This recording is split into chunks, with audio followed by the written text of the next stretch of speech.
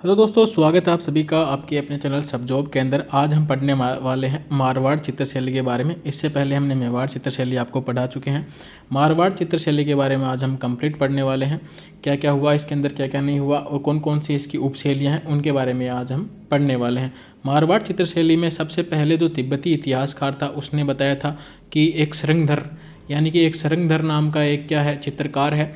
और राजस्थान का जो प्रथम चित्रकार जिसके बारे में हम बात करते हैं कि राजस्थान का जो प्रथम चित्रकार था वो कौन था? सरंगधर था। कौन था दोस्तों? वो कौन था? प्रथम चित्रकार। प्रथम चित्रकार कौन दोस्तों? सरंगधर है। ठीक है, अगली बात कर लेते हैं दोस्तों किसके बारे में? जोधपुरा यानी कि जोधपुर चित्रशैली के बारे में। इसके अंदर आ जाती है दोस्तों कौन? जोधपुर चित्रशैली। ठीक है दोस्तों, अपन पढ़ेंगे अब किसके बारे में? जोधपुर चित्रशैली के बारे में अपन अब क्या करने वाले हैं? पढ़ने वाले हैं। तो चलिए स्टार्ट करते हैं। इस चित्रशैली के अंदर सबसे ज़्यादा किसका प्रभाव रहा दोस्तों? सबसे ज़्यादा किसका प्रभाव रहा? मुगल शैली का। किसका प्रभाव रहा? मुगल शैली का सबसे ज़्यादा प्रभाव पड़ा इसके ऊपर। इस चित्रशैली का यानी कि जोधपुर चित्रशैली का जो विकास है, सर्वाधिक विकास है किसके समय में हुआ? राव। कौन? राव मालदेव के समय में। राव मालदेव के समय में क्या रहा? इनका सब इस चित्रशैली का सर्वाधिक विकास हुआ। मालदेव ने क्या किया था दोस्तों? मालदेव ने क्या किया? मालदेव ने भित्ति चित्र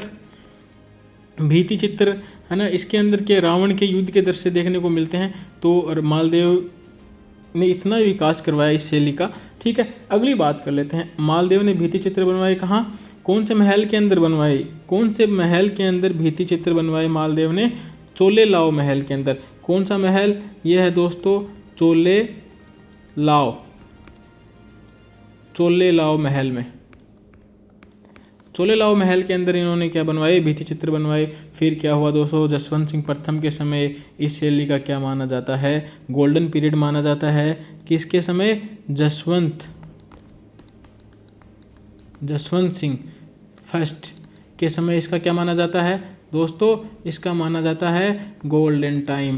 क्या माना जाता है? गोल्डन टाइम माना जाता है। ठीक है, अगली बात करते हैं। इस शैली पर मुगल शैली का जो प्रभाव पड़ा ही है, मैंने आपको पहले ही बता दिया। ठीक है, कब पड़ा इसका प्रभाव? जब मोटा राजा उदय सिंह के समय में। किसके समय में पड़ा मुगल शैली का सबसे ज़्यादा प्रभाव? मोटा राजा उदय सिंह के समय में।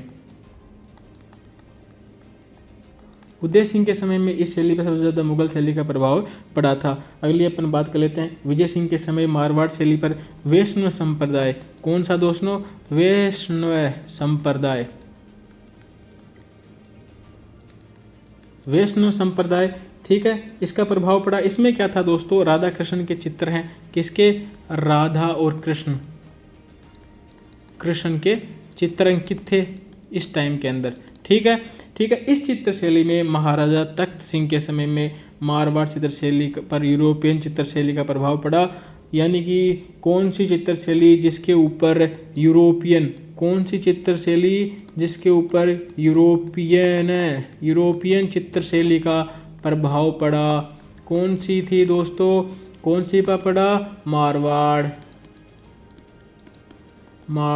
मारवाड़ चित्रशैली। ठीक है दोस्तों, ठीक है। इसके जो प्रमुख चित्रकार थे वो कौन थे? ऐसे ही बता देता हूँ एक बार। इसके कौन थे? एक तो अमरदास था। ठीक है, एक तो कौन था दोस्तों? एक तो अमरदास था। उसके बाद में राम सिंह था। एक शिवदास था। कौन? एक शिवदास था। एक फतेह मोहम्मद था। डालचंद था। गोपी कुमार था। और कौन था? छज्जू भाटी था। ठीक है, जोधपुर शैली के प्रमुख चित्र कौन कौन से हैं उनके बारे में बात कर लेते हैं। इसके प्रमुख चित्र, जोधपुर शैली के प्रमुख चित्रों के बारे में अपन क्या कर रहे हैं? बात कर रहे हैं। कौन कौन सा आएगा? ढोला मारू। ठीक है, दूसरा कौन सा है? गुणकली। हाय हाय, क्या नाम है? गुणकली रागिनी। ठीक है दोस्तों, अगला केशव संवारती नायक। क्या? केश संवारती।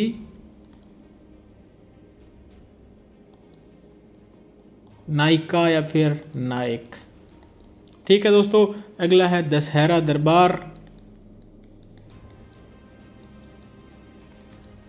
दशहरा दरबार। दूसरा कौन सा है? गुजरी रागनी।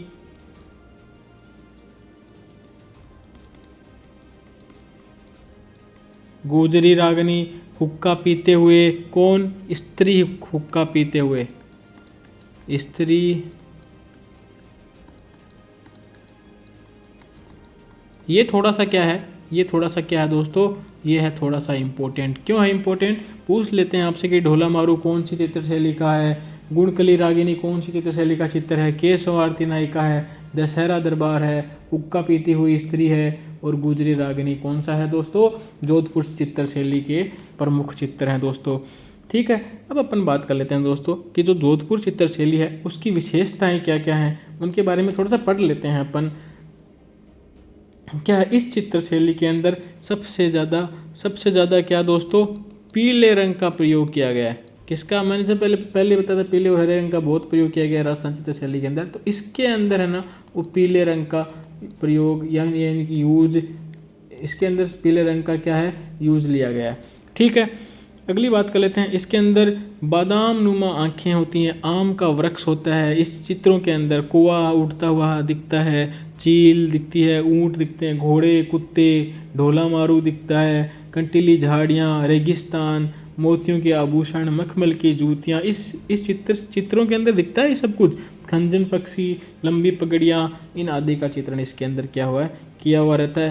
पुरुषों की भी बड़ी बड़ी आंखें दिखती हैं, कान तक खींची हुई बड़ी बड़ी मूछें, ठीक है, घनी दाढ़ी, महिलाओं का लहंगा और ओढ़नी पहने भी इसके अंदर दिखाया हुआ है। ये इसकी क्या है? विशेषता होती है। चलिए अगली बात कर लेते हैं किशनगढ़ शैली के बारे में। किसके बारे में बात कर लेते हैं? अगली बात कर लेते हैं किशनगढ़ शैली के बारे में।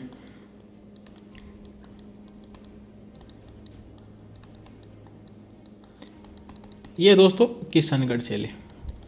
किशनगढ़ शैली के बारे में बात कर लेते हैं, ज़्यादा टाइम खराब नहीं करेंगे। अब सावंत सिंह के समय इस शैली का क्या था? गोल्डन पीरियड था। किसके समय था? गोल्डन टाइम कौन था? किसके समय था? सावंत सिंह के समय। सावंत सिंह कहीं याद आ रहा है क्या आपको? भटनेर के दुर्ग से जुड़ा हुआ सावंत सिंह नाम यदि आ रहा है तो मेरे को कमेंट में ज़रूर बताना इस बारे में। निहाल चंद के द्वारा क्या है? समुच्चय के नाम से 75 चित्रित ग्रंथों की रचना की गई थी इसके टाइम में। ठीक है, निहाल चंद थे इनके। कौन थे? निहाल चंद प्रमुख चित्रकार। ठीक है, निहाल चंद के द्वारा की गई थी 75 चित्रित समुच्चय, यानी कि नागर समुच्चय के नाम से। किसके? नागर समुच्चय।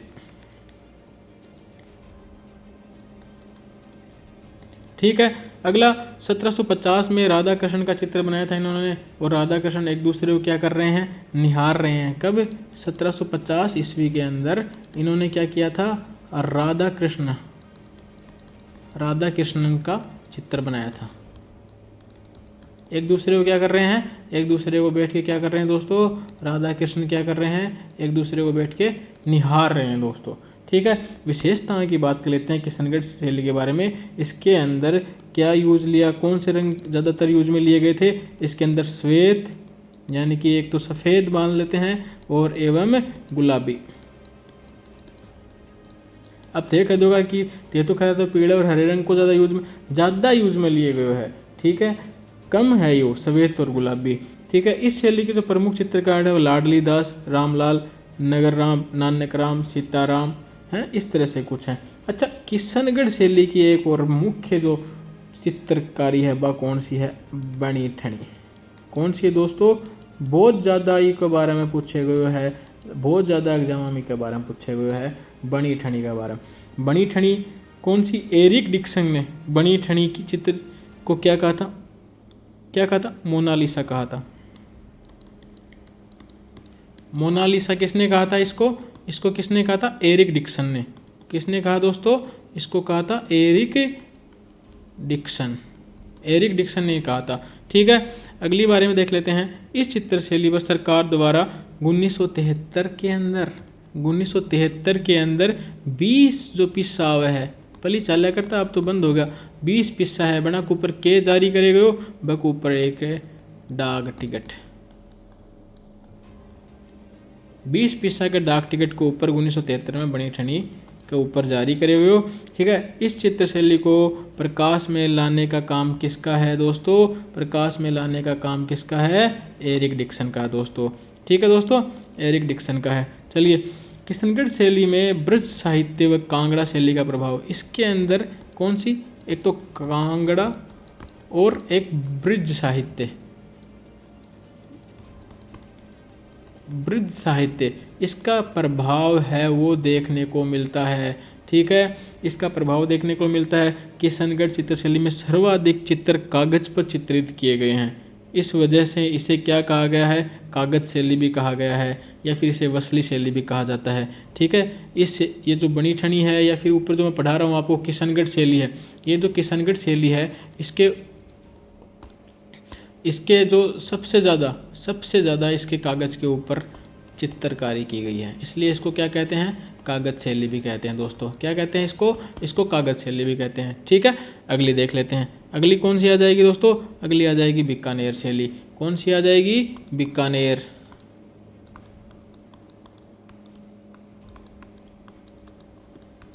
अगली आ गई बीकानेर शैली।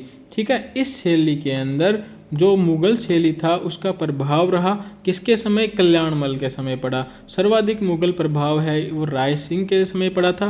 और इस शैली में सबसे प्राचीन ग्रंथ कौन सा है? सबसे प्राचीन ग्रंथ है भगवत पुराण।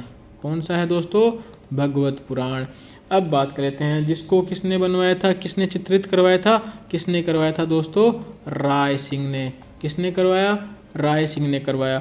इस चित्रशैली का जो कौन था? गोल्डन टाइम, यानी कि इस चित्रशैली का जो गोल्डन टाइम था वो किसके समय था? वो था किसके समय? अनूप सिंह के समय था दोस्तों। किसके समय था? अनूप सिंह के समय इसका गोल्डन टाइम रहा। भगवंत पुराण, इसके चित्रण करवाया था किसने? राय सिंह ने करवाया था दोस्तों। मैंने आपको पहले बताया राय सिंह के समय चित्रित हुआ था ये। और मुगल शैली का जो सबसे ज़्यादा प्रभाव है वो भी राय सिंह के टाइम ही पड़ा दोस्तों। ठीक है, चलिए, अनूप सिंह के द्वारा लाहौर से, अब ये बड़ा इम्पोर्टेंट सा है, यानी कि जो अनूप सिंह है, ये जो अनूप सिंह है इनके द्वारा कहाँ से?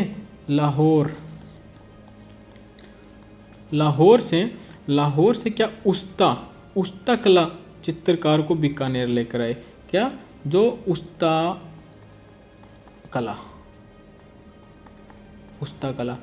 कला के चित्रकार को बीकानेर ले गए।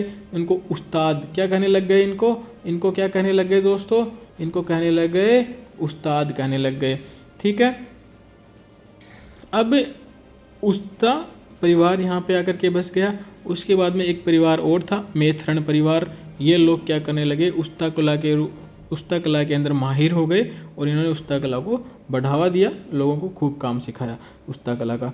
ठीक है, इस चित्रकारी के अंदर जो बीकानेर चित्रकारी है इसके अंदर नीला, पीला, हरा, बैंगनी, जामुनी जो भी कलर आ जाता है वो सारे चित्र बनाए गए, सारे रंग काम में लिए गए। इसमें पगड़ी वगड़ी, ऊंट, घोड़ा के चित्र इसके अंदर बनाए गए। इस चित्रकला में अपने चित्र के नीचे क्या करते हैं ये लोग? अपना क्या लिखते हैं दोस्तों? अपना नाम लिखते हैं। और नाम के साथ में ये क्या लिखते हैं? एक लिखते हैं तिथि लिखते हैं दोस्तों। ठीक है, अब बात कर लेते हैं अगली शैली के बारे में। अगली शैली कौन सी आ जाती है? अगली शैली आ जाती है जैसलमेर शैली।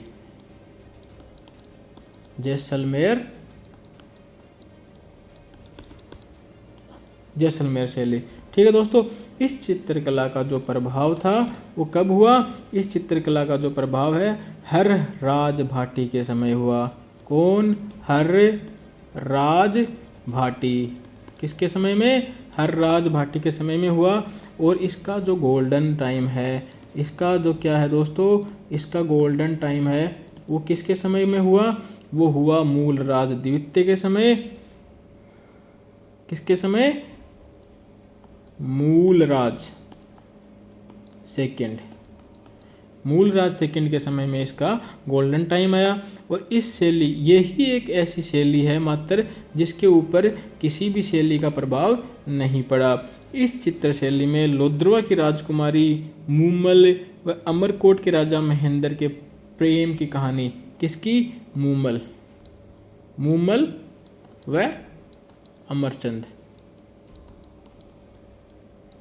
अमरचंद की कहानी इसके अंदर क्या है? इस चित्रशैली के द्वारा दर्शाई गई है। चलिए अगली बात कर लेते हैं दोस्तों। अगली बात कर लेते हैं दोस्तों नागौर।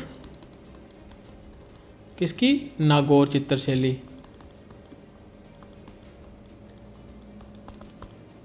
नागौर चित्रशैली।